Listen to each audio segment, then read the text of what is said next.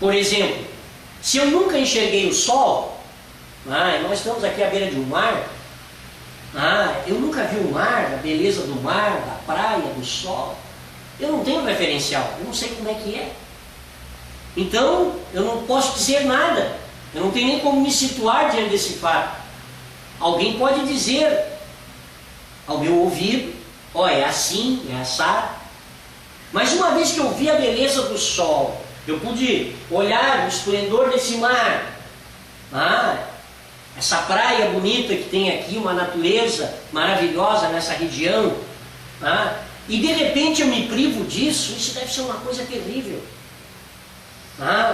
Eu saber como é que as coisas eram e de repente eu perdi isso. É como que se tirar o chão de uma pessoa. E esse homem, ele estava vivendo esse tipo de realidade na vida dele. Era essa a realidade dele. Ele um dia havia enxergado as coisas e agora ele não tem mais o que fazer. Ele não consegue ver. E para piorar a situação dessa criatura, ele agora, como única forma de sobrevivência na vida, ele se torna um pedinte. Ele se torna um esmoleiro à beira do caminho. O texto aqui não fala nada sobre o que esse homem era antes de se tornar cego. Mas com certeza ele não precisava desse expediente para sobreviver. Ele deveria de ter um trabalho, ele deveria de ter uma família. E agora o que sobrou para esse homem? Ir para a beira do caminho, pedir esmolas para as pessoas para poder continuar vivendo. Que situação terrível! Que angústia! Que aflição interior! Que desespero! Esse homem não deveria de viver todos os dias sendo levado à beira do caminho para pedir esmola. Mas um determinado dia, no sofrimento dessa criatura, na angústia desse coração, esse homem é levado à beira daquele caminho. E aí esse homem escuta, naquele dia, um grande alarido de gente. Aqui o texto diz um tropel da multidão. Para quem é gaúcho, até uma expressão gaudéria, Tropel da multidão.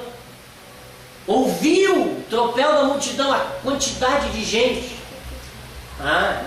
É mais ou menos uma experiência de a gente ficar fazendo isso aqui, Eu estou batendo no chão, Agora começa você a bater no chão um pouquinho aí, para ver como aumenta o volume.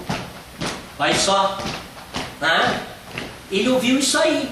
O povo caminhando, batendo no chão, o barulho dos passos, do tropel da multidão. E é interessante, o homem era cego, mas não era surdo. Ele escutou. E os especialistas dizem que quando você perde um dos sentidos, você aguça um outro.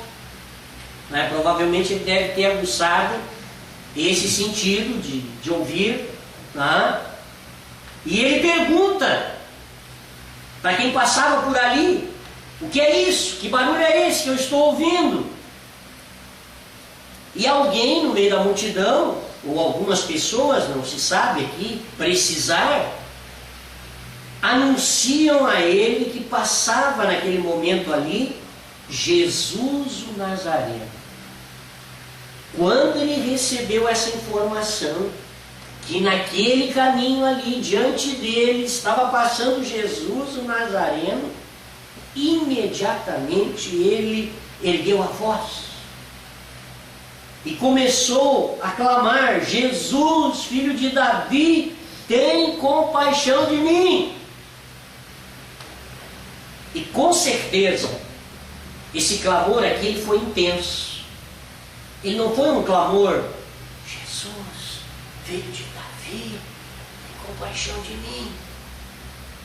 Esse clamor foi um clamor que gerou uma reação nas pessoas imediata. Começaram a mandar que ele se calasse. Ninguém manda alguém se calar falando baixinho do jeito que eu falei? É porque ele fez um barulhão. Ele fez um barulhão. Esse clamor aqui foi muito intenso, porque ele queria chamar a atenção de Jesus que passava por ali. Ele queria ser visto por Jesus. Ele queria que Jesus o enxergasse. E ele começou então a clamar veementemente, ao ponto de incomodar alguns pela sua veemência, pela força com que ele estava gritando ou clamando. E aí começaram a dizer para ele: fica quieto. E cada vez, ao contrário de intimidar-se, ele gritava mais: Jesus, filho de Davi, tem misericórdia de mim. Eu creio que esse homem, ele expressou tudo que ele podia em termos de energia física e de audição de voz naquela hora, para que Jesus o enxergasse. Tal o desejo dele de que Jesus parasse para ajudá-lo. A impressão que eu tenho é que esse homem chegou à conclusão que hoje é o meu dia. Se eu não aproveitar essa oportunidade, nunca mais. E ele procurou agarrá-la com todas as suas forças. E aí o que aconteceu? Jesus escutou a gritaria do cego. Jesus escutou a gritaria do cego e parou. E disse para trazerem um cego para perto dele. Quando o cego se aproximou, Jesus perguntou para ele: o que você quer que eu faça por você?